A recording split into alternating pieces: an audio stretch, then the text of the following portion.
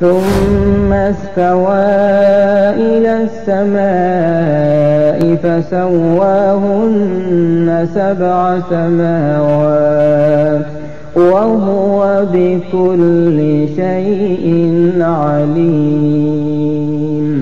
Ustaz, terima kasih banyak atas kehadiran antum. Masya Allah, alhamdulillah.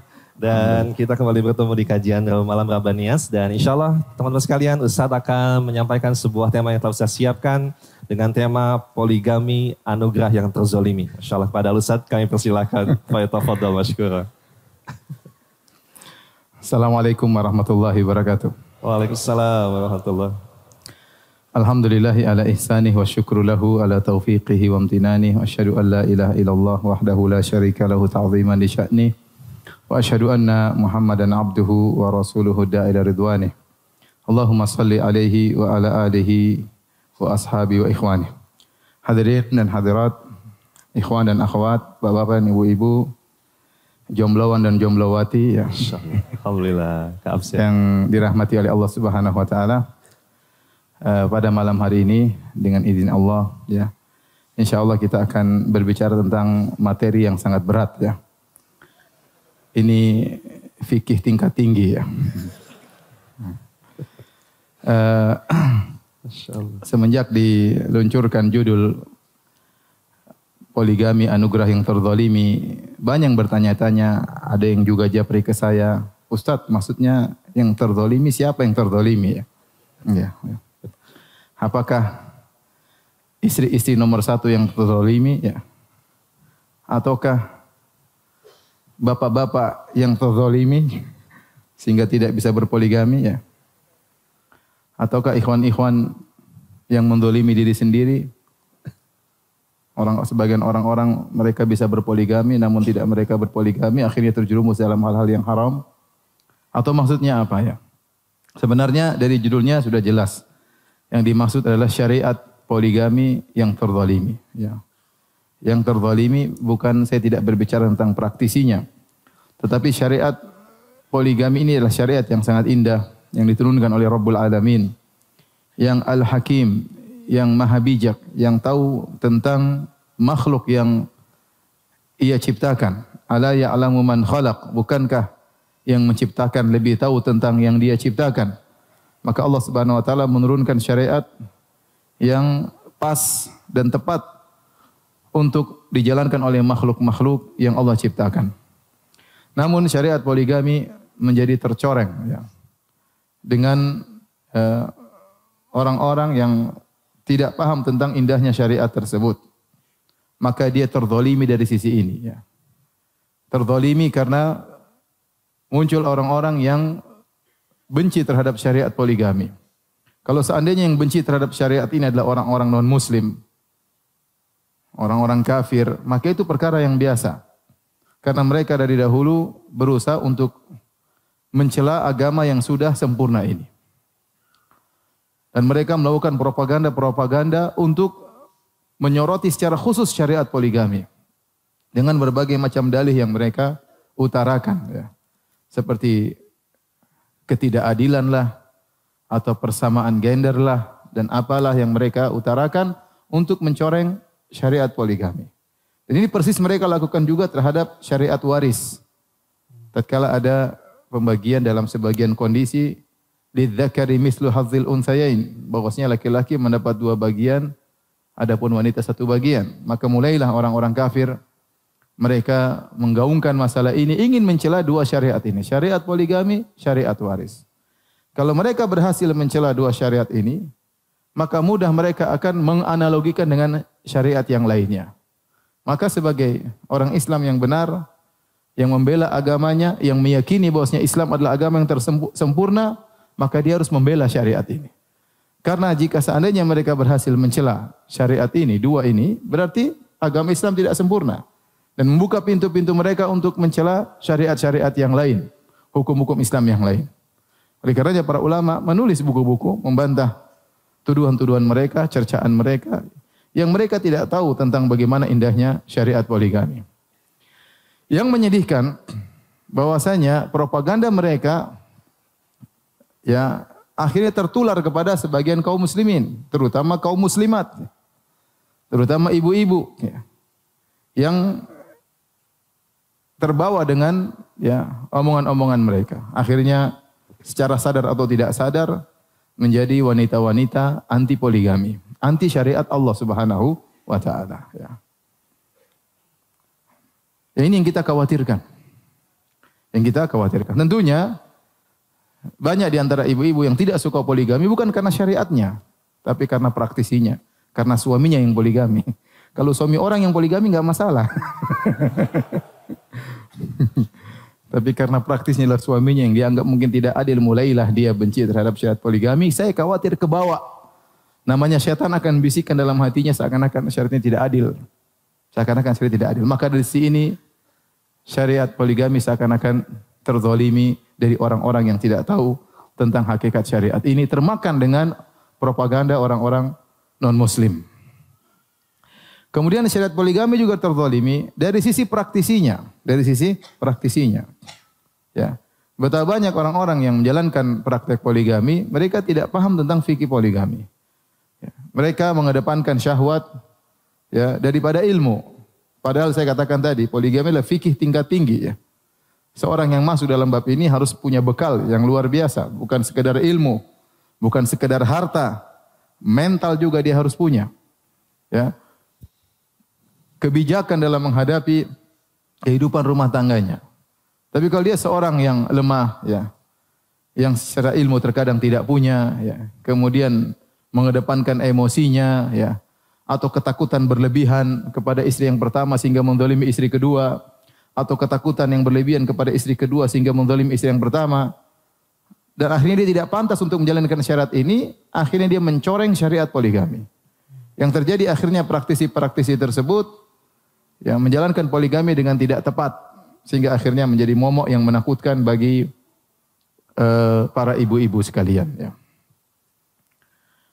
Karenanya pada kesempatan yang berbahagia ini, ya, kita ingin menjelaskan tentang apa sebenarnya ya syariat poligami, syariat yang indah yang Allah turunkan dalam Al-Quran, yang dipraktekkan oleh Nabi SAW, yang dipraktekkan oleh para sahabat. Hampir seluruh sahabat poligami. Hukum asalnya mereka poligami. Ya, hukum asal mereka poligami. Tidak seperti kita, hukum asal penakut ya. Yang berani cuma sedikit ya. Tapi kalau para sahabat dulu hukum asal mereka poligami ya. Dan saya juga jarang tahu ada sahabat yang tidak poligami ya. Ini menunjukkan syariat ini syariat yang mulia. Hadirin dan hadirat yang dirahmati oleh Allah Subhanahu wa taala. Sebenarnya syariat poligami bukanlah syariat yang baru dalam agama Islam, tetapi dia syariat yang sudah ada sejak dahulu. Ya. Hanya saja tidak teratur. Misalnya kita katakan di Romawi atau Persia, mereka menikah dengan istri yang banyak tanpa ada aturan. Ya, raja-raja mereka dan yang lainnya. Demikian juga agama-agama yang lainnya. Betapa sering kita dengar raja dari kerajaan ini yang beragama ini istrinya banyak atau selirnya banyak. Perkara yang sudah ada sejak zaman dahulu. Ya. Hanya saja syariat mengatur dengan rapi, dengan kaedah-kaedah dan aturan-aturan agar bisa berjalan dengan baik. Dan kita dapati bahwasanya syariat poligami juga sudah ada di agama Bani Israel, Yahudi maupun Nasrani. Makanya kalau kita buka Bible, ya, kemudian kita buka Perjanjian Lama, kitab Kejadian misalnya atau yang lainnya, kita dapati bahwasanya mereka menyebutkan nabi-nabi mereka yang mereka akui juga berpoligami. Contoh Nabi Ibrahim alaihissalam. Nabi Ibrahim alaihissalam disebutkan punya istri, ada Sarah, ada Hajar, bahkan kalau tidak salah dalam Bible mungkin ada istri yang ketiga, minimal 2. Kemudian mereka sebutkan juga misalnya Nabi Yakub alaihissalam yang memiliki 12 anak laki-laki. Ya. Maka Nabi Yakub memiliki anak dari 4 wanita. Dari 2 wanita merdeka, kakak beradik, yaitu Lia dan Rahel, kemudian dari budak-budak istri-istrinya yaitu Zilfi dan Bilha. Ya. Jadi menunjukkan bahwasanya Nabi Yakub punya anak yang banyak dari 4 wanita. Dan ini termaktub dalam kitab suci mereka. Maka lantas kenapa mereka kemudian sekarang mencela syariat poligami, seakan-akan syariat yang zalim dan yang lainnya? Belum kalau kita berbicara tentang Nabi Sulaiman alaihissalam. Ya. Tentunya disebutkan bagaimana banyak wanita di sekeliling Nabi Sulaiman alaihissalam. Jadi ini bukan syariat yang baru, syariat yang sudah ada dalam agama-agama yang terdahulu, bahkan dalam kebudayaan-kebudayaan terdahulu yang tidak ada agama ya, maka syariat Islam mengatur dengan baik. Kita ingin menjelaskan tentang bagaimana agungnya syariat ini. Yang pertama, ikhwan dan akhwat yang dirahmati Allah Subhanahu wa taala, Bapak dan Ibu yang dirahmati Allah Subhanahu wa taala, bahwasanya Allah telah menghalalkan syariat ini dalam Al-Qur'an. Dalam firman-Nya dalam surat An-Nisa, "Fankihu ma taba lakum minan nisa, mathna wa thulatha wa ruba'. Wa in khiftum alla ta'dilu fawahidatan." Kata Allah Subhanahu wa taala, nikahilah wanita-wanita yang kalian sukai. Ya, 2 atau 3 atau 4. Kalau kalian takut fawahidah, maka 1 saja ya. Saya ulangi. Biar jelas ya. Biar jelas kita di posisi yang mana ya. Fankihu ma taba lakum. Nikahilah wanita yang kalian sukai. Masna 2, wa thulatha 3, wa ruba 4. Fa in khiftum, kalau kalian takut berapa? Fawahidatan. Ini takut yang syar'i ya. Takut yang diperbolehkan dalam syariat. Kalau tidak mampu untuk adil, fa in khiftum alla ta'dilu, kalau kalian tidak mampu untuk adil di antara istri-istri kalian maka cukup 1. Ini dalil bahwasanya poligami diperbolehkan. Kemudian juga mafhum dari firman Allah Subhanahu wa taala juga dalam surat An-Nisa, kata Allah Subhanahu wa taala, "Hurrimat 'alaikum ummahatukum wa banatukum wa akhwatukum wa ammatukum wa khalatukum wa banatul akhi wa banatul ukht," dan seterusnya kata Allah Subhanahu wa taala di akhir ayat, "Wa anta jama'u bainal ukhtain." Kata Allah, diharamkan bagi kalian menikahi ibu-ibu kalian, menikahi ya putri-putri kalian, menikahi saudari-saudari kalian, menikahi bibi-bibi kalian, tante-tante kalian, ya, ponakan-ponakan kalian, dan seterusnya sampai di dekat penghujung ayat kata Allah, diharamkan bagi kalian wa anta jama'u bainal ukhtain. Diharamkan bagi kalian untuk menikahi 2 perempuan kakak beradik. Enggak boleh digabungkan. Berarti dipahami kalau bukan kakak beradik boleh atau tidak? Boleh. Yang Allah larang adalah menggabungkan kakak beradik. Tidak boleh. Karena itu akan menimbulkan pemutusan silaturahmi karena akan terjadi kecemburuan di antara kedua istri tersebut. Maka Allah melarang menikah dengan 2 wanita yang kakak beradik. Difahami dari ini bahwasanya seandainya 2 wanita tersebut bukan kakak beradik maka hukumnya boleh. Ini syariat yang jelas dan ijma' ulama bahwasanya syariat poligami datang dijelaskan dalam Al-Quran dengan tegas dan juga dijelaskan dalam sunnah Nabi sallallahu alaihi wasallam. Dari mana sisi bahwasanya syariat ini adalah syariat yang indah yang merupakan mukjizat dari Allah Subhanahu wa taala? Banyak sisi dijelaskan oleh para ulama. Yang pertama, ya, sisi keindahan syariat ini bahwasanya syariat poligami ini dia memandang kemaslahatan dari sisi makro bukan dari sisi mikro. Ya. Kebanyakan wanita yang merasa misalnya terzalimi, ya, dalam tanda kutip mereka merasa terzalimi, ya, tatkala di poligami, ya, dia memandang daripada sisi dirinya, bahwasanya dalam lingkup rumah dia terkurang jatahnya. Jatah nginap suaminya berkurang, ya mungkin jatah belanjanya berkurang, jatah jalan-jalannya berkurang, dan itu benar. Konsekuensi dari seorang laki punya istri 2, maka dia akan bagi jatah nginapnya, jatah jalan-jalannya. Maka ditinjau dari sisinya, dia merasa bahwasanya dia dalam tanda kutip terzalimi, ya. Bahwasanya haknya dikurangi, yang biasanya dia terima haknya 7 hari, sekarang jadi berkurang, misalnya berkurang 3 hari atau berkurang beberapa hari.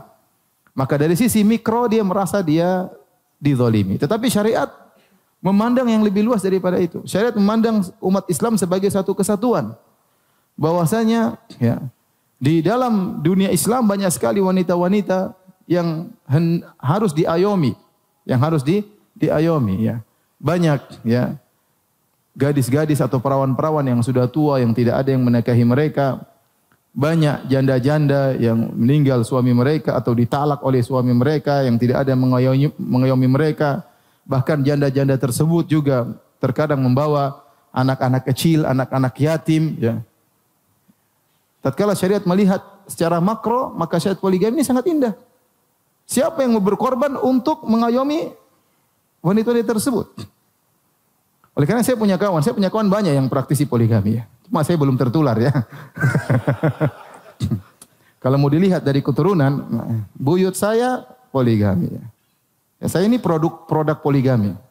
Seandainya tidak ada poligami, saya tidak muncul di atas muka bumi ini. Insyaallah. Ya. Jadi buyut saya poligami, nikah 2, kakek saya juga nikah 2, saya dari istri kedua.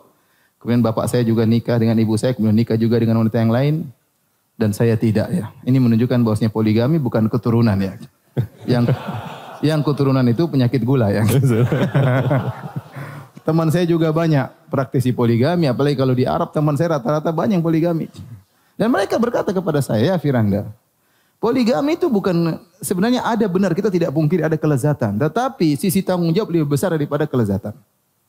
Ya. Bahwasanya seorang tatkala poligami bukan pikiran dia sekedar melampiaskan hawa nafsu. Banyak pikiran yang dipikirkan. Dia misalnya ingin memiliki anak yang banyak misalnya. Dia ingin mengayomi para wanita misalnya. Banyak hal yang dia pikirkan. Sehingga dia berkata kepada saya, bahwasanya poligami itu tanggung jawab lebih besar daripada sisi kelezatan. Bayangkan kalau punya istri 3, kemudian punya anak banyak. Siapa yang ngurusi anak tersebut? Butuh seorang laki-laki yang hebat. Ya, yang hebat, yang punya mental yang kuat, yang punya ekonomi yang bagus untuk bisa mengayomi ya. Orang-orang tersebut, wanita-wanita tersebut. Bukan orang yang nekat ya. Yang tidak punya modal. Suatu hari saya duduk di teman saya. Teman saya maksudnya alhamdulillah punya kelebihan harta.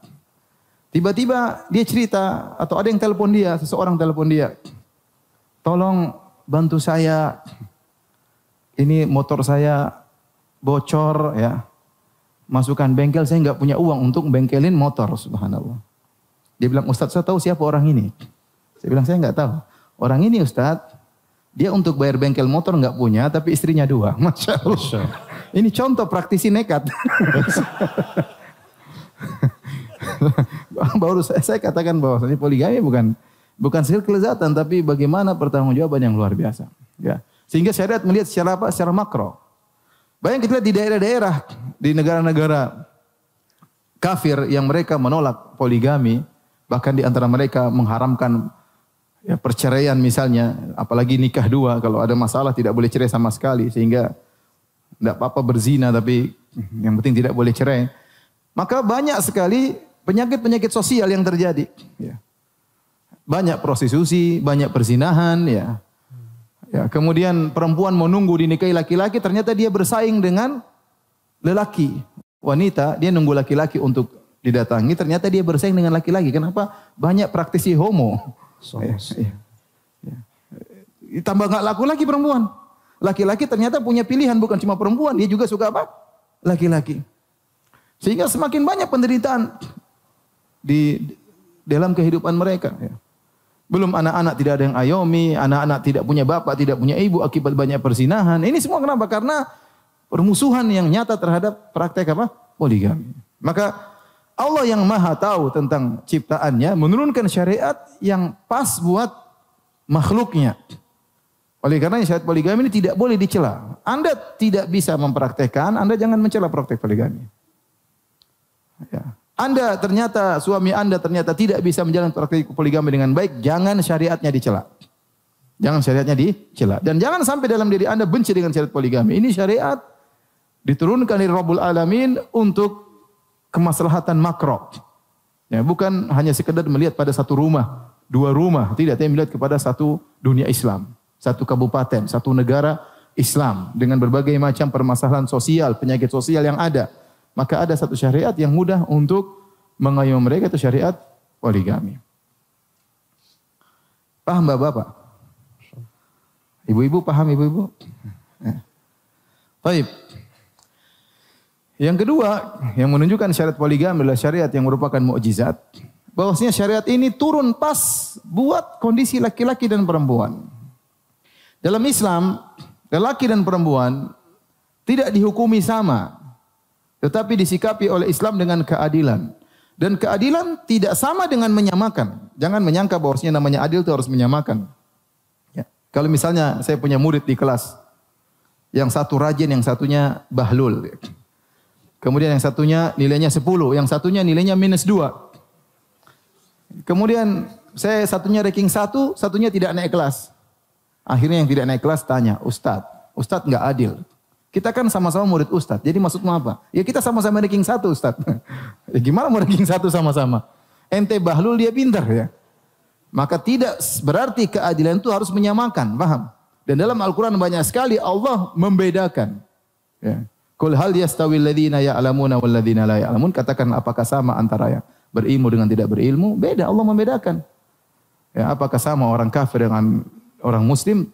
Afanaja'al muslimina kal mujrimin, apakah mensikapi ya orang-orang Islam seperti orang-orang pendosa, mujrim, orang kafir? Tidak akan sama ya. Qul hal yastawil a'ma wal basir am hal tastawidz dzulumatu wan nur, apakah sama yang melihat hak dengan yang buta dari kebenaran? Apakah sama antara cahaya dengan kegelapan? Allah banyak bedakan hal. Ini dalil bahwasanya keadilan itu bukan persamaan. Tetapi keadilan dalam Islam namanya wad'u syai' ala mawdhihi, meletakkan suatu pada tempatnya. Meletakkan suatu pada tempatnya yang tepat, itulah namanya adil. Itulah namanya keadilan. Nah, orang-orang kafir, mereka ingin menyamakan antara wanita dengan laki-laki. Mereka menganggap wanita adalah kompetitor bagi laki-laki. Laki-laki kompetitor bagi wanita. Sekitar sekarang wanita dianggap seperti laki-laki, disikapi sama, suruh kerja yang keras ya. Ya, sampai berbagai macam hal, bahkan perempuan kemudian mungkin super trek. Ya, kita ngelihatnya kasihan ya. Kemudian perempuan kerja keras ya, keluar pagi kemudian kerja berat yang bukan bidangnya. Sehingga wanita terhina, ya, terhina. Islam tidak demikian, wanita di rumah dimuliakan jadi ratu, ya terkadang jadi pembantu, ya lihat kondisi. Tapi maksudnya dimuliakan di rumah, lah yang kerja laki-laki, yang kerja laki-laki. Ya. Perempuan sampai dia punya tugas berat, ngurus anak-anak, ya. Ngurus buah hatinya, buah hati kita diurus oleh istri kita. Tugasnya berat, ya. Bukan kemudian suruh keluar rumah, kemudian cari nafkah, kompetitor dengan laki-laki, bersaing dengan laki-laki, laki-laki bicara dia pun teriak-teriak dalam forum. Tidak demikian. Ya. Itu tata cara pemikiran orang Barat. Ya. Ya. Yang mereka ingin merendahkan wanita dengan propaganda tersebut. Maksudnya ingin menyamakan wanita dan laki-laki, seakan-akan mengangkat derajat wanita, namun pada hakikatnya adalah menghina para wanita. Sehingga wanita bisa dijamah oleh siapa saja. Bisa dijamah oleh siapa saja, boleh dinikmati oleh siapa saja, ya, beda dengan dalam Islam. Oleh karenanya, Islam melihat ada perbedaan laki-laki dengan perempuan. Sehingga dimunculkanlah oleh Allah Subhanahu wa taala syariat poligami. Banyak sisi. Pertama, ikhwan dan akhwat yang rahmatillah subhanahu wa taala, kenyataan menunjukkan bahwasanya jumlah wanita jauh lebih banyak daripada jumlah lelaki. Jumlah wanita jauh lebih banyak daripada jumlah lelaki. Ya, kalau setiap laki-laki hanya mengoyomi satu perempuan, bagaimana sisa wanita yang berlebihan tersebut? Ada yang membuka daftar untuk biro jodoh. Misalnya laki-laki yang daftar 10.000, yang perempuan mungkin 30.000. Ya, ya bagaimana? Ya, ini kalau jadi semua masih ada 2/3 yang tidak terayomi. Ya. Bahkan Nabi mengabarkan bahwasanya di hari kiamat kelak, min alamatis sa'ah, di antara tanda-tanda hari kiamat, antaksuran nisa wa yaqillar rijal, bahwasanya banyak wanita dan sedikit lelaki. Hatta yakuna li khamsina imra'ah al-qayyimul wahid. Sampai-sampai pada suatu kondisi di mana 50 perempuan yang ngurus satu laki-laki. Bayangkan kalau antum ada di zaman tersebut, antum dikejar 50 wanita. Sampai jumlahnya berlipat ganda. Sampai 50 wanita yang ngurus berapa? Satu orang laki-laki. Itu akan tiba sampai menjelang hari kiamat. Ya. Oleh karenanya kenyataan menunjukkan bahwa jumlah wanita lebih banyak daripada lelaki. Sehingga tidak mungkin cuma satu hanya menikahi satu. Kalau kenyataannya demikian maka banyak wanita yang tidak terayomi. Ya. Baik. Siapa tahu ada SWA dari istri saya, karena istri saya hadir ya. Masya Allah. Enggak ada, berarti aman. Baik, kita lanjutkan. Tunggu aja ada. Istri saya bawa anak saya juga, Masya Allah. Baik, kita lanjutkan. Ya, sampai di mana tadi? Tanda kiamat 1/50. Oh ya, kiamat 1/50. Kemudian juga Allah Maha tahu tentang bagaimana perbedaan lelaki dengan wanita. Lelaki tatkala sudah mencapai balik, sudah mencapai umur 20 misalnya atau 25 tahun, mereka sudah ingin nikah, belum tentu bisa nikah. Adapun wanita kalau sudah dewasa, sudah balik, sudah haid, sudah siap dinikahi. Artinya yang ready untuk dinikahi dari sisi wanita lebih banyak daripada ready dari sisi laki-laki yang mau nikah. Kenapa? Laki-laki kalau sudah balik, sudah pingin nikah, sudah jadi jomblo sejati, duit nggak punya. Dan itu banyak, saya pertanyaan jomblo-jomblo yang menderita banyak. Ya, sampai kepada saya, banyak sekali.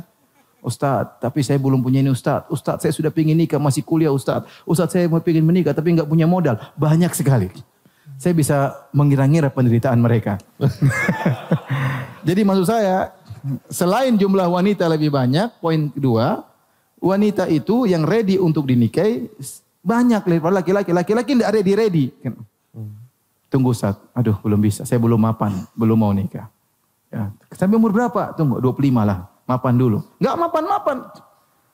Sampai umur 30, enggak mapan-mapan. Ya. Sudah mapan, aduh, takut Ustaz. Aduh, takut tanggung jawab. Sehingga maksud saya banyak laki-laki yang kesiapan mereka untuk nikah ready stoknya sedikit. Ini menunjukkan yang berani yang mau nikah, dia harus mengambil lebih daripada satu jika memungkinkan. Berikutnya, lelaki bekerja di luar menghadapi banyak risiko. Sehingga kemungkinan mereka tewas terlebih dahulu lebih besar daripada ibu-ibu. Oleh karenanya, kebanyakan yang kita lihat dalam kehidupan dunia ini janda wanita. Suaminya sudah meninggal. Jarang kita dapati duda istrinya sudah meninggal. Jarang. Yang kita sering dapati janda suaminya sudah meninggal. Kenapa suaminya kerja keras di perusahaan, mungkin menghirup udara yang kotor dan yang lainnya, mudah sakit akhirnya meninggal dunia. Itu banyak kejadiannya. Ya. Sehingga akhirnya jumlah laki semakin sedikit lagi dibandingkan dengan jumlah apa? Wanita. Masih kurang lagi dalilnya ya. Saya rasa ini menunjukkan ya banyak perbedaan. Perbedaan yang lain kata para ulama, perbedaan yang lain ya. Bahwasanya lelaki ya sampai usia misalnya tua 60, 70, mereka masih berhasrat. Ya. Beda dengan wanita, yang sudah menopause, sudah mulai kurang hasrat mereka. Bahkan terkadang sudah hilang sama sekali. Ya, ya. Saya sampai pernah di Mekah, saya ngisi pengajian, datang seorang laki-laki umur 70. Dia bilang, Ustadz, apa yang harus saya lakukan Ustadz? Saya ini masih berhasrat. Istri saya umur 60 tahun. Kalau saya mau berhubungan, dia bilang sakit. Saya takut Ustadz. Akhirnya saya terjerumus dalam zina. Zina apa Pak? Saya masturbasi. Ya nggak ada cara lain. Saya bilang ya udah Pak. Kalau memang begitu, Bapak bisa berhubungan istri tidak harus dengan di kemaluannya. Mohon maaf ini jomblo mohon maaf ya. Saya bilang nggak bisa istri Bapak yang melakukan masturbasi buat Bapak dan yang lainnya. Artinya saya kasih solusi. Tapi maksud saya dia menderita ya. Sementara di umur 70 dia masih berhasrat, istrinya sudah tidak mau, bahkan merasa sakit, bahkan merasa dizalimi kalau digauli. Ya, seandainya antum sampai umur 70, istri antum ternyata sudah tidak mau berhubungan, ya, kalau tidak ada solusi, tidak ada istri kedua misalnya, maka ini susah bagi lelaki. Susah ngomongnya. Ibu-ibu, mohon maaf ibu-ibu ya. Saya cuma menjelaskan.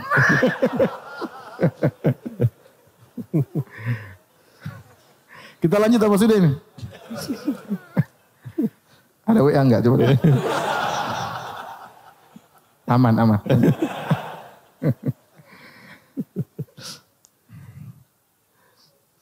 Jadi, ini berbagai macam sisi yang akhirnya dijelaskan oleh para ulama bahwasanya syariat poligami adalah syariat yang indah. Yang jadi permasalahan adalah praktisinya. Praktisi poligami yang tidak tahu hukum dalam menjalankan praktisi tersebut. Oleh karenanya, Islam memberi syarat bagi laki-laki yang mau poligami harus memenuhi persyaratan. Harus memenuhi persyaratan. Yang pertama, dia harus adil. Kalau dia tidak adil, maka tidak boleh. Allah tegas mengatakan, Fa in khiftum alla ta'dilu, kalau kalian takut tidak adil, fawahidah, maka satu saja. Ya. Kalau takut tidak adil, maka satu saja. Ya. Ustaz, kalau kita tidak poligami tidak apa-apa. Kalau ente takut tidak adil, ya sudah jangan poligami. Bahkan syariat memberi ancaman keras, kata Nabi SAW, man kanat lahum ra'atani famala ila ihdahuma ja'a yaumal qiyamati wa shikkuhu ma'il. Barang siapa yang punya dua istri, kemudian dia condong kepada salah satunya, maka dia akan datang pada hari kiamat badannya miring. Ini menunjukkan terjadi penyimpangan dalam hal ini. Sampai Nabi menyebutkan secara khusus, peringatan keras. Barang siapa yang tidak adil terhadap istrinya, condong kepada salah satunya, maka dia datang dalam kondisi miring. Ini menunjukkan tidak adil dalam praktek poligami dosa besar. Karena dipermalukan oleh Allah pada hari kiamat kelak. Dibangkitkan di padang mahsyar, badan miring-miring. Ya akhi, kenapa akhi ente miring badan? Perasaan ente ke masjid rajin, kemana rajin. Ternyata tidak adil dalam berumah tangga. Sampai-sampai sebagian ulama seperti dari mazhab Hambali menyebutkan hukum asal poligami makruh. Sampai ada yang mengatakan demikian, hukum asal poligami makruh, dibenci. Kenapa? Karena seorang akan mengantarkan dirinya pada kezaliman, ketidakadilan. Itu menunjukkan bahwasanya tidak semua orang bisa melaksanakan poligami. Tidak semua lelaki bisa melaksanakan poligami. Dia harus tahu bagaimana menjalani, ya, mengatur rumah tangganya, ya. Dia harus adil. Kalau dia tidak adil, maka tidak boleh dia berpoligami. Yang kedua, dia harus mampu secara finansial, secara ekonomi dia harus mampu. Ya. Kalau nggak mampu, maka tidak boleh. Jangankan untuk menikah dua, untuk menikah satu harus punya ekonomi. Kata Nabi SAW, ya ma'syara syabab, man istata'a minkumul ba'a falyatazawwaj. Wahai para pemuda, barang siapa di antara kalian punya kemampuan, yaitu ekonomi maksudnya. Ya. Falyatazawwaj, maka menikahlah. Fa innahu aghaddu lil basar wa ahsanu lil farj, karena menikah bisa menundukkan pandangan dan bisa menjaga kemaluan. Kalau untuk menikah istri pertama saja, Nabi mempersyaratkan harus punya apa? Kemampuan, ya, secara ekonomi untuk mengurus istrinya. Bagaimana lagi kalau menikah 2 dan 3 dan seterusnya? Di antara pertanyaan yang aneh pernah saya hadapi, ada seorang wanita bertanya kepada saya di pengajian, Ustaz, suami saya pinjam uang sama saya, Ustaz, ngutang sama saya. Ternyata saya selidiki, dia ngutang sama saya untuk poligami. Masya Allah. Ini memang luar biasa, nekat ya. Jadi ekonomi harus kuat. Kalau tidak kuat, tidak boleh poligami. Kalau enggak, siapa yang ngayomi istri? Siapa yang ngayomi anak-anak? Ya. Jadi harus kuat secara ekonomi. Kemudian saya katakan juga harus kuat secara mental. Dia punya jiwa kepemimpinan untuk bisa mengatur istrinya. Ya. Kepemimpinan sini bukan berarti dia teriak-teriak, marah-marah, nampar sana nampar sini. Tidak, tapi dia punya kemampuan untuk mengatur. Ya. Bisa jadi seorang bisa mengatur perusahaan, dia tidak bisa mengatur rumah tangganya. Banyak orang seperti itu. Dia dalam bidang dunia pekerjaan dia hebat, tapi dalam rumah tangga dia hancur. Ya, dia tidak bisa mengatur. Tidak bisa mengatur. Kalau dia tidak bisa mengatur, maka yang dia bawa dalam kehidupan rumah tangganya adalah kesengsaraan. Ya, adalah kesengsaraan. Ya, makanya saya punya kawan juga praktisi poligami. Dia bilang, ya Firanda, dulu waktu saya mau menikah, saya bayangkan saya akan menjadi serigala di antara 2 kambing betina. Setelah saya poligami, saya menjadi kambing di antara 2 serigala betina. Sehari diomelin di sana, sehari diomelin di sini. Ada ikhwan poligami. Kita cuma cerita. Sudah lama dia nggak muncul. Setelah sebulan atau berapa waktu dia datang, kemudian datang ketemu kawan saya. Gimana ente poligami? Sedih. Kasihan. Ada orang poligami datang ke rumah kurus, masya Allah. Ini poligami bukan mendatangkan kebahagiaan, mendatangkan apa? Penderitaan. Berarti dia tidak kuat secara mental untuk menjalankan roda rumah tangga. Maka seorang, ya, tatkala ingin berpoligami, dia harus siap ini semua. Tentunya dia meminta petunjuk kepada Allah, minta kekuatan kepada Allah, isti'anah billah, minta pertolongan, kemudian dia jalankan, berusaha semaksimal mungkin. Dan pasti akan ada ujian, dan pasti ada hambatan. Itulah dia ingin menjalankan syariat yang mulia. Maka ada hambatan, ada ujian.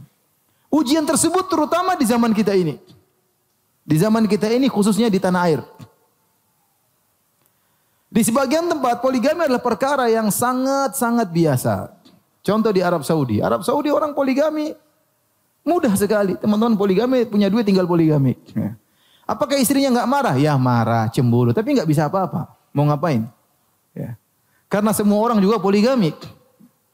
Bahkan istri pertama adalah produk poligami. Istri pertama mungkin dia adalah anak dari istri ketiga bapaknya. Terus dia mau anti poligami nggak bisa. Dia sendiri produk apa? Poligami. Sehingga poligami adalah hal yang biasa di Arab Saudi. Bahkan di antara cerita yang saya pernah dengar, ada seorang orang ingin menikah lagi, maka anak-anaknya kumpul musyawarah sama dia. Abi, nikah yang begini dong, Bi. Diskusi sama anak-anaknya. Hebat atau tidak? Itu terjadi. Ya. Karena suatu hal yang biasa. Sehingga bi'ah atau lingkungan mendukung terjadinya praktek poligami. Contoh lebih hebat lagi seperti di Afrika. Di Afrika, kawan-kawan saya yang dulu di Universitas Islam Madinah, kata mereka, ya Firanda, kalau kita tidak poligami, kita dianggap berpenyakit. Dianggap lemah syahwat, dihina. Maka hukum asalnya kita poligami. Saya punya kawan datang ketemu saya musim haji. Dia S1. S1 tapi istrinya 3. Ente S3, istri cuma 1. Saya bilang, istri saya 4 in 1. Jadi maksud saya, ya, bagi mereka itu hal yang biasa. Bahkan orang tidak poligami dihina. Sehingga karena kondisi sudah biasa, poligami tidak ada yang demo-demo di situ, tidak ada yang protes-protes. Ya.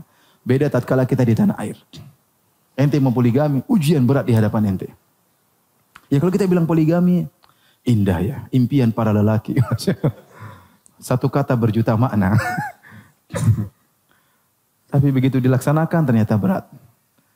Yang menghalangi poligami pertama, istri kita yang pertama jelas tidak mau. Ya, sampai di antara mereka ucapkan kata-kata yang keras ya. Ya, saya tidak bercerita istri saya, tidak ya. Dan nanti saya salah paham. Ini cerita tentang istri orang lain.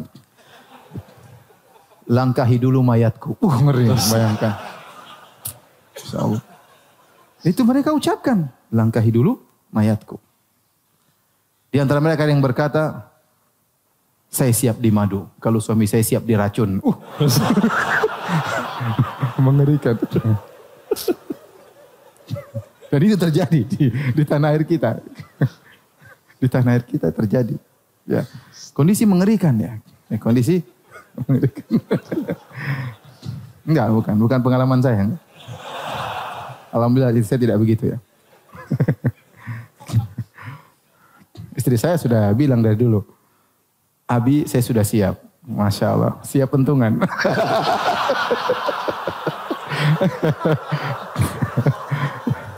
Baik, kita lanjutkan. Ada WA enggak? Aman. Lanjut. Kemudian ujian kedua. Terkadang yang menghalangi ibu kita sendiri. Terkadang anak-anak kita. Ya. Sampai istri terkadang bilang, nak mau enggak bapak kawin lagi? Ya enggak mau. Harusnya bapaknya bilang, kalau kamu punya ibu lagi, bisa minta uang sama 2 ibu. Kalau yang satu enggak kasih, dari yang satunya dikasih. Jadi penolakan luar dari orang tua, kadang menolak, kemudian kakak, adik-adik semua mencaci maki, adik-adik perempuan. Ingat ini bukan pengalaman pribadi ya, enggak. Saya cerita tentang teman-teman. Adik-adik protes. Kenapa kak nikah lagi? Gimana? Oh, sudah. Protes. Tetangga menghina. Subhanallah. Berat. Ya, maka ini semakin menunjukkan orang yang bisa poligami dengan baik, orang yang hebat di tanah air. Bisa jadi dia wali dari wali-wali Allah Subhanahu wa taala. Bisa jalankan dengan baik, adil, ini orang hebat. Karena tantangan begitu besar yang dia hadapi untuk menunjukkan syariat Allah yang sempurna ini. Ya. Berat, tidak gampang. Kemudian terkadang kalau sudah dipoligami, istri pertama, istri kedua. Istri pertama dengan beratnya menerima. Dan saya tidak tahu ada ujian lebih berat bagi wanita seperti poligami. Saya rasa paling berat zaman sekarang ini, terutama Indonesia, perempuan diuji dengan ujian poligami. Kalau dia bisa menjalani, insya Allah dapat pahala yang besar. Ya. Kenapa? Karena dia memperjuangkan syariat Allah. Dia tidak ingin poligami tercemar dengan kelakuannya. Maka dia berusaha menjalankan dengan baik. Tapi itu ujian yang sangat berat. Terkadang ini sudah jalan baik-baik. Ini seorang laki-laki punya istri satu, istri kedua. Ternyata ada provokator. Ada setan-setan perempuan beredar. Datanglah ibu-ibu yang kepanasan kepada istri pertama. Anti kenapa dipoligami? Anti nggak bisa servis suami ya? Jadi membuat kesan seakan-akan wanita yang dipoligami wanita rendahan. Tidak dicintai lagi oleh suaminya. Ini tidak benar. Ini pendustaan dan ini kebohongan. Dan banyak wanita termakan. Tadinya sudah hidup tenteram. Akhirnya termakan dengan setan-setan perempuan yang datang kepada istri pertama. Istri pertama akhirnya berontak. Padahal tadinya dia sudah kuat. Dia sudah sabar. Maka saya katakan ibu-ibu anti yang dipoligami. Anti sedang berjuang menjalankan syariat Allah Subhanahu Wa Taala. Jangan termakan dengan perkataan setan-setan perempuan. Bukan berarti kalau suami anti mempoligami anti berarti dia tidak cinta sama anti. Lihat Nabi SAW menikah dengan Aisyah. Begitu Khadijah meninggal dunia, Nabi SAW menikah dengan Aisyah akad. Tinggal serumah nanti di Madinah. Tapi akad pertama Aisyah. Setelah itu Nabi menikah dengan Saudah. Kemudian masih ada sekitar 7 perempuan atau 8 perempuan setelah Aisyah. Istri kedua, istri ketiga, istri keempat, istri seterusnya. Tapi yang paling dicintai siapa? Aisyah radhiyallahu anha. Dia istri pertama. Secara akad nikah dia istri pertama. Setelah wafatnya Khadijah radhiyallahu ta'ala anha. Ya. Saya juga dapat di sebagian orang. Dia menikah 2 bukan berarti dia tidak sayang sama istri pertamanya. Dia lebih cinta pada istri pertamanya. Bagaimana saya tidak cinta anak-anak saya dari istri pertama. Cuma gara-gara istrinya termakan, tiap hari ngomelin sama dia, lunturlah kecintaannya. Padahal kalau dia bandingkan istri pertama, istri kedua, dia tetap lebih sayang kepada istri yang pertama. Tetapi istri pertama telah tergoda oleh setan-setan perempuan.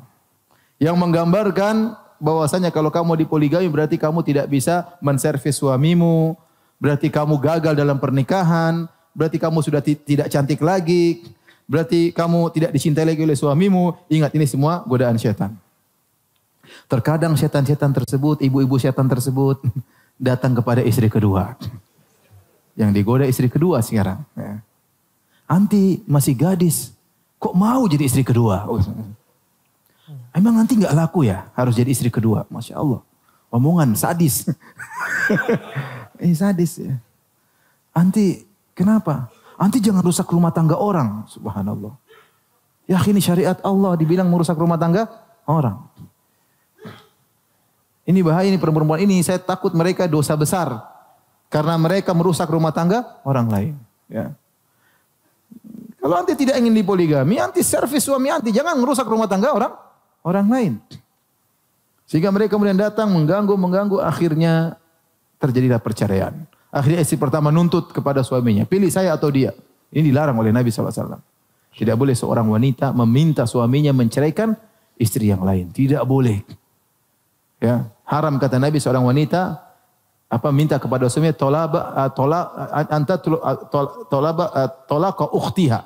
Sampai Nabi mengatakan tidak boleh seorang minta tolaqa ukhtiha, meminta diceraikan saudaranya. Sampai Nabi menyamakan dia dan istri kedua adalah saudara bagi istri yang pertama. Tidak boleh. Ya, bersaing yang sehat. Kalau berjuang sama-sama, kalau suami tidak adil, suami yang ditegur kamu enggak adil. Kamu harusnya bisa yang baik ya. Seperti itu dan yang lainnya.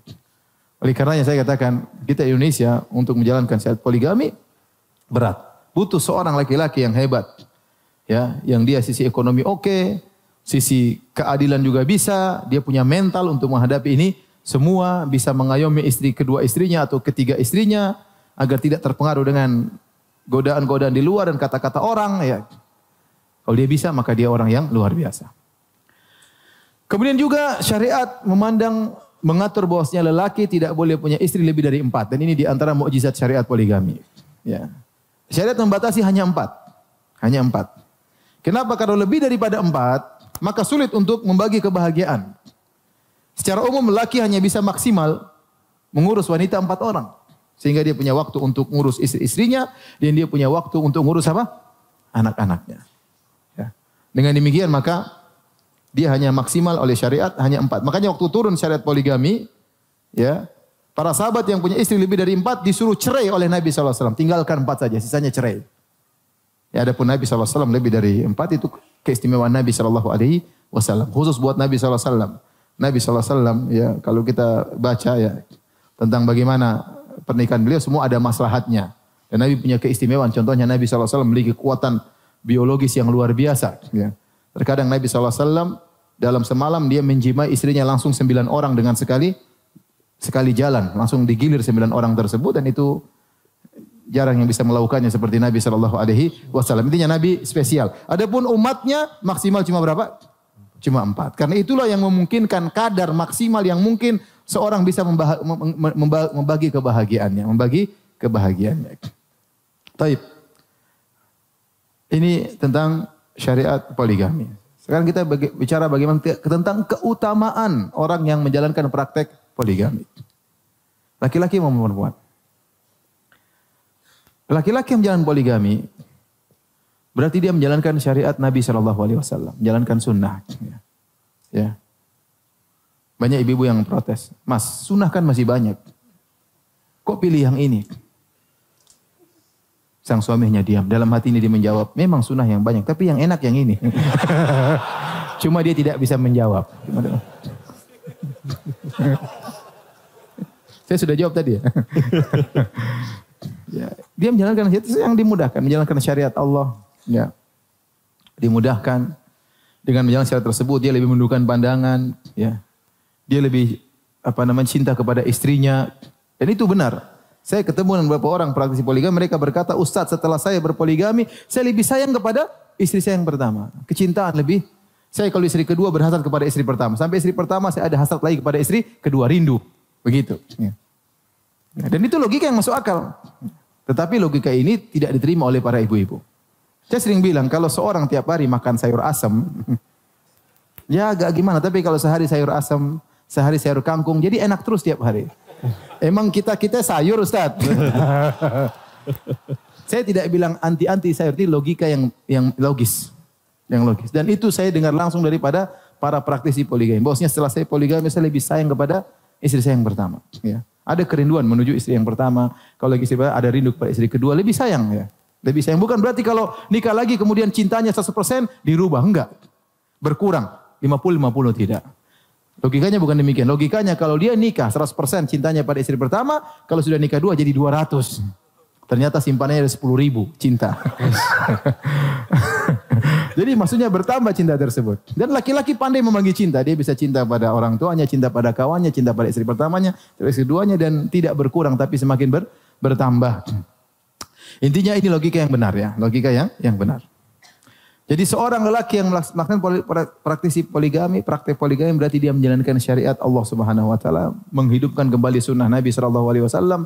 Dia memikirkan betapa banyak manfaat dari poligami, mengayumi orang ya. Banyak ya.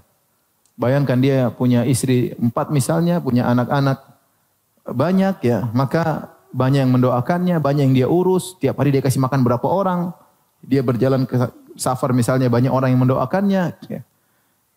Indah ya. Tapi kita susah poligami. Kalau di Arab mudah sekali. Contoh saya punya kawan, waktu dia datang ke sini, umur dia baru sekitar 30. Waktu itu istrinya sudah 3. Saya bilang, ya akhi, ente anaknya berapa? Tunggu Firanda, ente tanya sekarang atau bulan depan? Wih, apa bedanya? Kalau bulan depan anak saya 13. Kenapa? Istri saya 3-3-nya hamil. Masya Allah. Kalau sekarang masih 10. Masya Allah. Masya Allah. Ente umur belum 30 sudah istri 3? Iya, kata dia, sudah. Antum tahu bagaimana cerita istri saya yang ketiga? Saya nggak tahu gimana. Suatu hari saya naik mobil. Tiba-tiba ibu saya telepon, dia ketemu dengan akhwat. Fulan, nak, ibu ketemu perempuan cocok kayaknya buat kamu. Kamu mau nggak istri ketiga? Saya langsung stop, saya ke masjid, saya sholat. Sebentar ibu, saya sholat istikharah dulu. Oke bu, Masya Allah. Begitu mudahnya di sana ya. Jadi ibunya malah mendukung. Ini sekedar intermezzo ya. Jadi intinya, jadi ikhwan nasib kita sama ya, nasib kita sama. Jadi maksud saya orang yang bisa berhasil menjalankan poligami dengan sesuai sunnah, dengan adil, mengayomi kedua istrinya atau ketiga istrinya, mengurusi anak-anaknya, maka dia lebih baik daripada yang tidak poligami. Makanya Ibnu Abbas berkata kepada Sa'id bin Jubair. Sa'id bin Jubair waktu masih muda, jenggotnya belum tumbuh. Maka Ibnu Abbas, sahabat radhiyallahu anhuma, berkata kepada tabi'in, muridnya Sa'id bin Jubair, tazawwaj, menikahlah engkau. Fa inna khairu hadhil ummah aktsaruha nisaan. Kata Ibnu Abbas, sungguhnya orang terbaik di umat ini yang paling banyak istrinya. Yang paling banyak apa? Istri. Artinya tanggung jawabnya lebih banyak. Dia mengayomi lebih banyak. Banyak orang yang dia kasih makan, banyak orang yang dia urus. Ya. Dan kita punya kaidah, khairun nasi anfa'uhum linnas. Sebaik-baik orang di sisi Allah yang paling bermanfaat bagi banyak orang. Kemudian, orang yang melaksanakan praktek poligami, menyenangkan Nabi SAW pada hari kiamat kelak. Bayangkan, menyenangkan Nabi pada hari kiamat kelak. Kenapa? Karena kata Nabi SAW, tazawwajul wadudal walud, fa inni mukatsirum bikumul umama yaumal qiyamah. Nikahilah wanita yang subur dan mudah memiliki anak yang mencintai. Karena aku bangga dengan jumlah pengikutku pada hari kiamat kelak. Kalau misalnya seorang punya istri 2, 3 atau 4, kemudian anaknya banyak, dia akan hari kiamat membawa umat Nabi yang banyak. Dan ini menyenangkan Nabi SAW. Kemarin saya punya murid, anak Lipia, saya tanya, ente berapa bersaudara? 21 saudara Ustaz, Masya Allah. Orang Indonesia.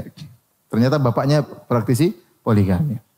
Ya, saya pernah ketemu teman juga, orang Arab teman saya, ente berapa saudara? 55 bersaudara, Masya Allah. 55 bersaudara.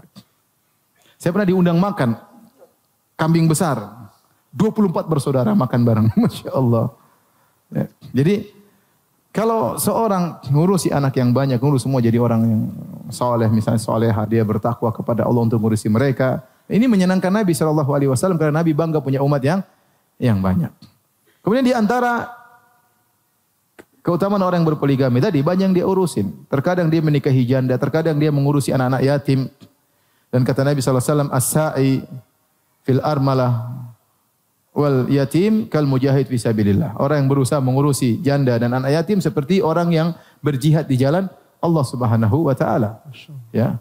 Dia tidak hanya menikahi gadis-gadis saja, dia menikahi terkadang janda yang harus diayomi, terkadang ada. Makanya saya sampaikan kepada para akhwat, para ibu-ibu, ya. Ibu-ibu lihatlah bagaimana nasib janda, kasihan, ya.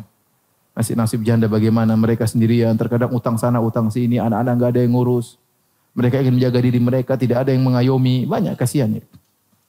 Ya kita cuma melihat aja kasihan, tidak bisa berbuat apa-apa. Taib ini bagi laki-laki, bagi perempuan, Masya Allah, perempuan yang siap dipoligami. Ya. Maka dia menjalankan syariat Allah Subhanahu Wa Taala. Ujian dia lebih berat daripada laki-laki. Ujian dia lebih berat daripada laki-laki. Dengan omongan banyak orang. Tapi dia berusaha melihat sisi positif. Saya bilang ada sisi positif di mana perempuan kalau dia dipoligami berarti harinya terbagi. Harinya terbagi misalnya dia istri 2 orang, suaminya punya istri 2. Berarti 3 hari, 4 hari misalnya, 3,5 misalnya. Ya. Seperti saya punya kawan istrinya 2. 3 hari. 1 harinya gimana? 1 harinya buat perjalanan.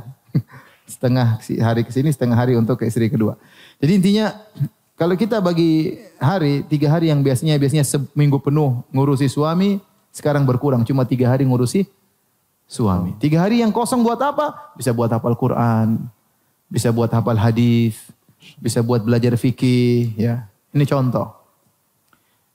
Bisa manfaatkan waktu juga yang lain. Misalnya suami lagi tidak di rumah, dia bisa tidur sama anak-anak. Dan anak-anak butuh untuk tidur sama orang tuanya, apalagi masih kecil-kecil. Bisa dia bimbing, ya. Beda kalau dia sama suaminya, dia harus terus ngurus suaminya sehingga terkadang anak-anaknya kurang atau terlalaikan, ya, sedikit misalnya. Ini dari sisi apa? Sisi positif. Dari sisi positif juga dia rela sebagian harinya dia berikan kepada saudarinya. Semoga Allah memberi balasan yang lebih baik di akhirat kelak, di surga kelak. Ya, dia niatkan saya merelakan sebagian hari saya untuk kebahagiaan saudari saya. Dan Nabi SAW mengatakan, la yu'minu ahadukum hatta yuhibba li akhihi ma yuhibbu li nafsihi. Tidaklah beriman seorang sampai dia mencintai bagi saudaranya kebaikan yang dia sukai untuk apa? Untuk dirinya. Saya rasa saya tidak usah berpanjang lebar lagi. Khawatir ada yang sakit hati. Ya. Mudah-mudahan ini sekedar yang saya sampaikan. Semoga Allah menjaga terus syariat poligami. Yang bisa menjalankan silakan menjalankan. Yang tidak bisa jangan nekat. Jangan sampai Anda malah mencoreng syariat yang indah ini. Wallahu ta'ala alam bisawab. Kalau yang bertanya dari ikhwan maupun akhwat, ya, bapak ibu-ibu, jomblowan dan jomblowati, saya persilakan. Masya Allah. Syukran Ustaz, jazakallah khair. Belum ada WhatsApp tadi? Belum ada WhatsApp kan? Masih bisa tanya jawab insya Allah. Brothers, WhatsApp-nya aman ya? Cek dulu deh. Aman kayaknya. Cek juga aman ya. Alhamdulillah. Siap pindah ke Arab Saudi berarti ya. Baik, silakan. Silakan Brothers dulu ya. Boleh. Brothers. Sekali lagi tidak ada pertanyaan nanti, tanya jawab di bawah, di buzzer, kita maksimalkan waktu di atas. Silakan dari Brothers, ada yang berani nanya nggak? Ariel. Silakan. Insyaallah. Silakan Desa. Tolong Ya, dioper ke Bapak, silakan Pak. Assalamualaikum warahmatullahi wabarakatuh. Waalaikumsalam warahmatullahi wabarakatuh. Masya Allah Ustadz, kajian malam ini. Begitu bapak-bapaknya semangat juga ya. Masya Allah. Pertanyaannya, kalau dilihat dari hasil ini, semua bapak kayaknya kepingin Ustadz. Nah, Antum bicara tentang diri sendirilah. Ya, ya. Bapak belum tentu berani. Ya kalau dilihat dari Mimik mereka. Hukumnya poligami itu kayaknya gimana Ustadz? Setengah-setengah Ustadz, 50-nya takut, 50-nya berani, kan gitu. Nah, Pertanyaannya apa? Kenapa? Cuman pertanyaannya bukan itu Ustadz. Pertanyaannya apa? Pertanyaannya kepada Ustadz, apa alasan Ustadz sampai saat ini Ustadz belum poligami gitu. Nah, ya, sementara ilmu sudah fikih tingkat tinggi, gelar doktor, ya, bisa material itu juga sudah sangat bagus. Assalamualaikum warahmatullahi wabarakatuh. Waalaikumsalam. Masalahnya kalau Ustadznya, Anda pernah tanya sama istri, Baik. Ustadz Firanda aja istrinya baru satu, kita baru gimana? Jadi jadi Anda hujah ya, dapat Ustadz? ilmu dari Ustadz. Assalamualaikum warahmatullahi wabarakatuh. Syukran Pak. Di depan saya ada dua pilihan. Saya berpoligami atau tidak. Poligami tidak harus wajib bagi saya. Ya, dia terkadang wajib bagi kondisi tertentu. Terkadang sunnah bagi kondisi tertentu, terkadang boleh bagi kondisi tertentu. Dan Nabi mencontohkan keduanya. Nabi SAW pernah tidak berpoligami dalam waktu yang lama, 25 tahun. Tatkala beristrikan dengan apa? Khadijah radhiyallahu anha. Ya. Kemudian tatkala Khadijah meninggal dunia, maka kemudian Nabi berpoligami. Ya, saya tidak mungkin menjelaskan di sini. Yang jelas saya tahu apa yang saya lakukan. Yang jelas saya belum terima WhatsApp. Itu dapur saya, mohon maaf tidak bisa saya jelaskan. Masya Allah. Gak mungkin saya jelaskan, nanti khawatir saya ria, istri saya ria. Jadi gak usah lah. Itu antara saya dengan Allah Subhanahu wa Ta'ala, antara saya dengan kekasih saya, istri saya. Ya. Masya Allah. Masya Allah, barakallahu fikum Ustaz. Masya Allah. Semoga Allah menjaga. Yang jelas kalau saya poligami saya kasih tahu. Baik, silakan. Masya Allah. Semoga Allah menjaga Ustaz dan keluarga. Masya Allah. Amin. Baik, silakan istri. Oke. Mesti istri kan? Istri. Pokoknya sister silakan nanya. Harus istri. Silakan. Assalamualaikum warahmatullahi wabarakatuh. Waalaikumsalam warahmatullahi wabarakatuh. Silakan, Mbak. Langsung ke pertanyaannya, Ukti silakan. Ya, Ustadz, saya sudah menikah 16 tahun. Masya Allah. Sudah apa? Sudah menikah 16 tahun, namun belum diberikan keturunan. Saat ini suami saya meminta izin untuk poligami. Akhirnya dengan berat hati saya mengizinkan. Sebelumnya kami memiliki anak adopsi sudah berumur 16 tahun. Masya Allah. Pertanyaannya, bagaimana saya harus menghadapinya? Karena jauh di lubuk hati saya tidak takut, tidak kuat. Ya, ya. Kedua, apakah keputusan kami ini sudah menjadi jalan yang baik? Itu aja Ustaz. Waalaikumsalam. Assalamualaikum warahmatullahi wabarakatuh. Waalaikumsalam warahmatullahi wabarakatuh. Saya kagum dengan anti yang maksudnya rela untuk berbagi kebaikan, anti pikirkan suami anti, ya. Dalam tanda kutip agar bisa punya anak, menikah lagi.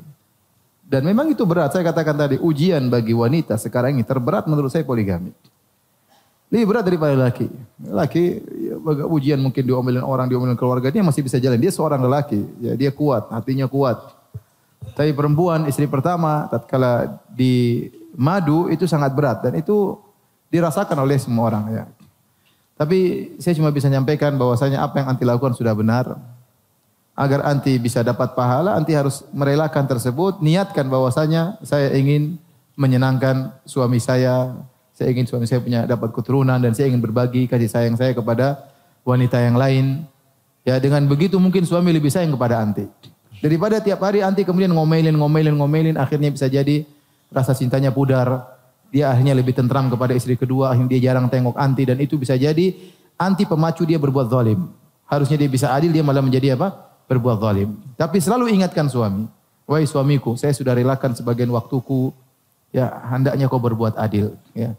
Ya, jalani sebagai praktisi poligami yang baik. Ya, ada aturan-aturannya, ya bisa dibaca di buku saya Mukjizat Poligami. Ya. Bagaimana menjalani poligami yang benar sebagai seorang ahli teori.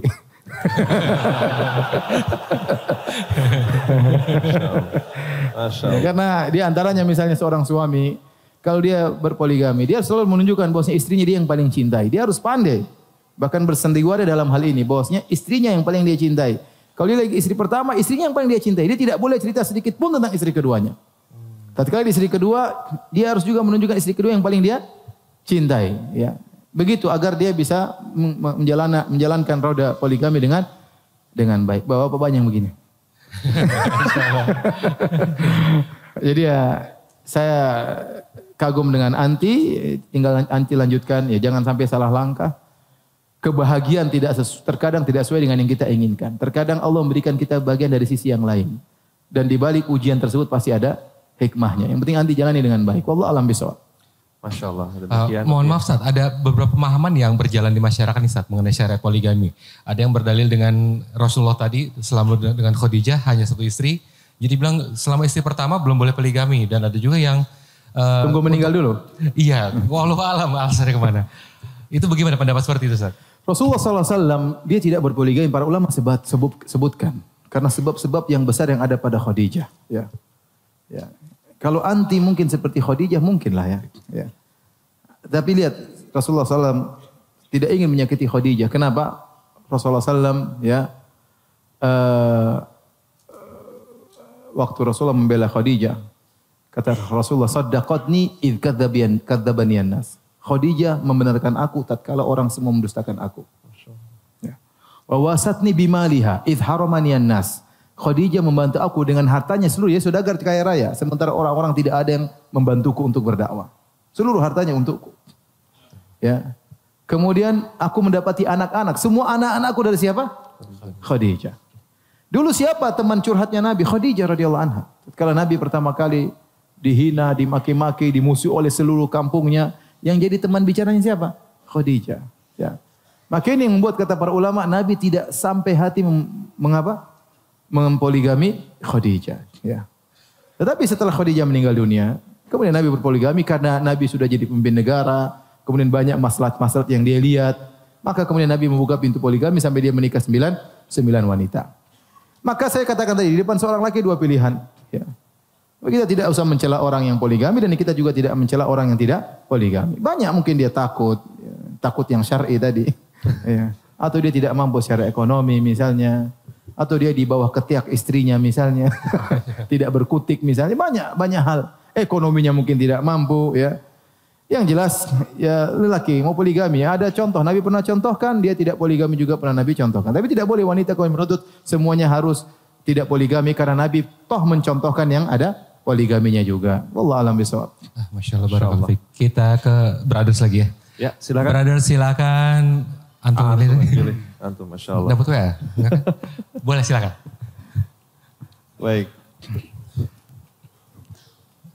Baik, dan harapkan langsung ke inti pertanyaan. Iya, langsung ke inti pertanyaan. Assalamualaikum warahmatullahi wabarakatuh. Waalaikumsalam. Jazakallahu khairan atas ilmunya. Semoga Ustadz dan keluarganya berkahi Allah Ta'ala. Amin. Yang saya mau tanyakan Ustadz, kan fitnah terbesar seorang laki-laki itu kan adalah perempuan kan? Iya. Berdasarkan hadis-hadis yang sahih gitu. Iya. Nah, apakah yang sepemahaman saya bukan nggak ada seorang sahabat yang dia juga nggak berharta tapi dia poligami gitu? Karena kan fitnah yang karena besar ini perempuan, kita tahu bahwa ada yang seorang mujahid bahkan hafiz Al-Qurannya tergoda fitnah wanita gitu. Apalagi kayak di zaman saat sekarang ini gitu. Maksud saya apakah tidak ada celah bagi seorang laki-laki yang harus dia mampu secara harta gitu, dia harus berpoligami gitu Ustaz. Karena di kalangan orang bawah ini ada yang dia tukang ojek atau apa, naujubil min dzalik, maksudnya bahkan dia jajan-jajan di luar gitu lebih utama kan gitu kan. Baik. Jadi apakah ada celah seperti itu untuk orang enggak, karena setahu saya juga kayak Ustadz Nuzul pernah bilang yang mampu itu mampu secara seksual juga itu kan gitu, ada bukan mampu secara ekonomi tapi ada ikhtilafnya ulama mampu itu secara seksual gitu ya. Baik. Kalau mampu secara seksual semua orang mampu. Paham? Makanya dia mengatakan ya ma'syarus syabab man istata'a minkumul ba'a. Barang siapa yang kalian mampu, itu bukan maksudnya mampu seksual karena para pemuda semuanya apa mampu seksual, tapi itu dimaksudkan kepada selain seksual mampu ekonomi ya. Dan bukan berarti seorang kemudian tidak punya harta tidak boleh menikah selama dia mampu bekerja. Dia tidak punya modal tapi dia punya pekerjaan dan dia bisa mengayomi istrinya, silakan ya. Silahkan ya. Seperti Abu Bakar radhiyallahu anhu, dia menginfakkan seluruh hartanya. Ya. Dia bisa, meskipun ikut seluruh hartanya, dia bisa mencari harta lagi. Sementara sebagian sahabat ingin menginfakkan seluruh hartanya, Nabi larang, jangan. Karena orang beda-beda. Orang beda-beda. Maka kalau ada orang misalnya, dia mungkin harta tidak banyak, dia ingin menikah, dan dia sampaikan kepada calon mertuanya ridho. Kamu modalnya apa? Enggak ada Pak, saya cuma punya motor. Terus, insya Allah saya berusaha. Insya Allah Pak, Bapak percaya sama saya. Ya kalau dia mau ya silakan, enggak ada masalah. Ya. Tapi tatkala nikah saja harus dipersiapkan ekonomi, ya. Bukan berarti harus kaya raya maksud saya. Antum tidak harus punya rumah tatkala nikah. Saya juga nikah enggak punya rumah. Yang penting bisa sewa rumah. Karena istri nikah mau taruh di mana? Mau taruh di bawah kolong jembatan? Enggak, kan harus ada uang untuk sewa apa? Rumah. Ada uang kendaraan, mungkin enggak motor sederhana. Yang penting bisa kasih makan istri. Antum punya jaminan entah kerja entah apa bisa makan istri, tidak harus punya rumah mewah, tidak harus punya, maksudnya demikian untuk menikah. Nah, kalau tatkala menikah pertama harus diperhatikan masalah ini, apalagi nikah kedua dan ketiga dan seterusnya. Karena tadi ada sebagian orang, dia meskipun dalam ekonomi pas-pasan, dia bisa poligami. Istrinya bisa dia didik, istrinya hidup sederhana, dan sebaliknya ada yang menikah dengan istri kedua hancur. Dan itu kejadian. Kenapa? Dia tidak mampu mengayomi istrinya. Istri keduanya punya gaya hidup sendiri, style sendiri yang tidak mampu ikut irama istrinya. Akhirnya buyar. Ini terjadi. Jadi masing-masing lihat kondisinya. Ya. Secara umum namanya menikah harus punya kemampuan ekonomi. Ya. Wallahu a'lam bishawab. Masya Allah. Jazakallahu khairan Ustaz. Assalamualaikum warahmatullahi wabarakatuh. Assalamualaikum warahmatullahi wabarakatuh. Silakan selanjutnya. Oke, silakan sisters. Sudah terdisebutkan sisters dulu, kita kasih kesempatan ya. Assalamualaikum warahmatullahi wabarakatuh. Waalaikumsalam warahmatullahi wabarakatuh. Nama saya Ika dari Tangerang, Ustaz. Ya, silakan Mbak. Langsung ke pertanyaan. Sekarang saya masih sendiri, belum berjodoh. Umur saya 30 tahun. Saya punya teman kantor, dia karirnya bagus, keuangannya juga bagus.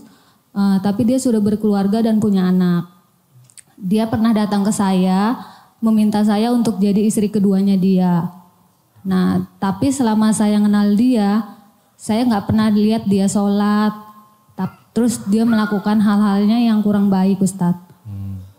Saya pernah ngomong sama dia, pertemukan saya sama istri kamu yang pertama. Kalau istri kamu mengizinkan saya jadi istri kedua, saya mau. Tapi dia bilang nggak mungkin karena pernikahan saya sama dia tidak boleh diketahui sama istri pertamanya. Apakah saya salah Ustadz kalau saya menolak permintaannya dia? Terus apakah saya disebut tidak menerima takdir Allah Ustadz?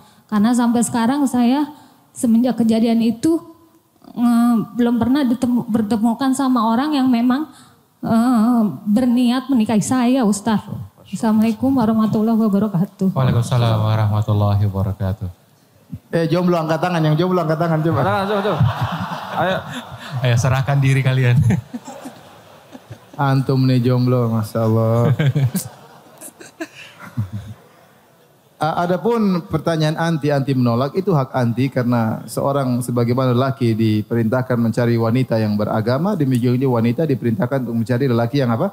Beragama. Anti sih tidak benar dia sholat. Bagaimana mengharapkan kebahagiaan dari seorang yang tidak sholat? Bagaimana mengharapkan keadilan dari seorang lelaki yang tidak sholat? Kalau anti terima, tolak wajar. Ya, adapun belum ada yang mengetuk pintu anti. Ya, penting banyak doa, berdoa kepada Allah. Kita nggak tahu yang terbaik bagi kita ya.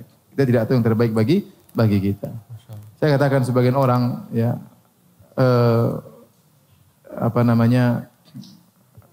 sedih karena tidak ada yang meminangnya, hidup dalam kesendirian dia menangis. Dan sebaliknya banyak orang yang menangis karena suaminya yang tidak beres. Banyak. Siksa, dipukulin, dijauhin, tidak dikasih nafkah, dibiarkan dia terlantar dengan anak-anaknya, banyak juga. Makanya saya katakan kita nggak tahu apa yang terbaik yang Allah takdirkan bagi kita. Yang dilakukan oleh anti sudah benar, tinggal anti berdoa kepada Allah. Kalau memang terbaik Allah kirimkan jodoh, alhamdulillah. Kalau enggak, terima apa yang Allah takdirkan. Jadi apa yang anti lakukan tidak benar dan apa yang anti lakukan sudah benar dan tidak dikatakan anti menolak apa? Takdir. Wallahu a'lam bishawab.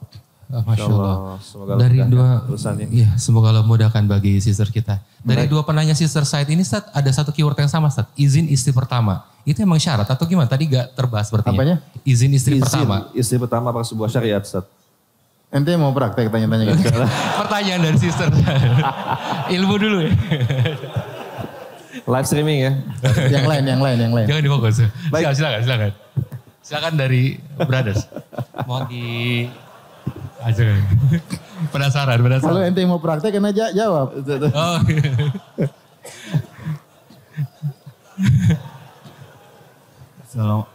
Ya, silakan. Assalamualaikum warahmatullahi wabarakatuh. Waalaikumsalam warahmatullahi wabarakatuh. Ustadz, saya mau bertanya mengenai substansi atau isi dari implisit surat An-Nisa yang Ustadz sebutkan tadi. Itu sebenarnya kan Ustadz tadi sampaikan bahwa ayat itu diturunkan saat sahabat memiliki istri lebih dari 4 ya Ustadz. Iya. Nah, sebenarnya implisitnya itu apakah surat itu menyariatkan untuk menambah atau mengurangi Ustaz? Syarat tersebut sedangkan di banyak sisi lain para sahabat di hadis-hadis yang lain bahwa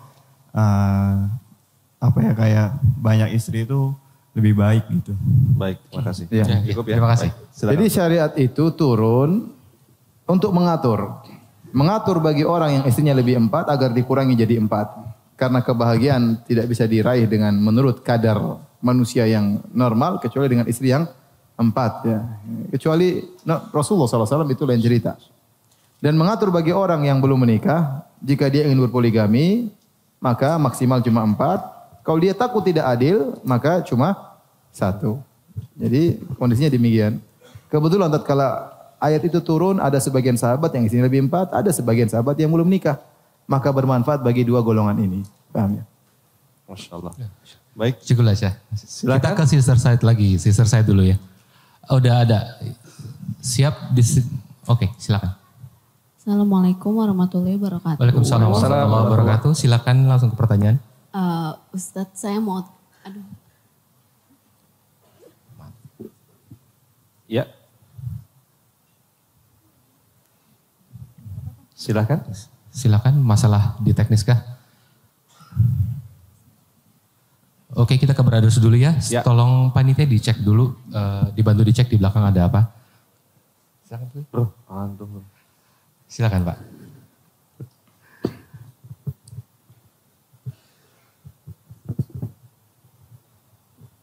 Ya, silakan. Ya, Assalamualaikum warahmatullahi wabarakatuh. Waalaikumsalam Warahmatullahi wabarakatuh. Ustadz, ingin tanya baiknya, saya bukan praktisi, cuma mau tahu aja. Sudah kelihatan dari wajah antum. Apakah sebaiknya poligami itu satu atap, dua cinta, apa tetap beda atap gitu? Itu yang pertama. Yang kedua, kalau melihat dari pertanyaan sister tadi, apakah tidak sebaiknya Ustadz bikin kayak semacam biro jodoh gitu untuk menampung yang jomblo sama Saya bikin biro jodoh yang verifikasi siapa?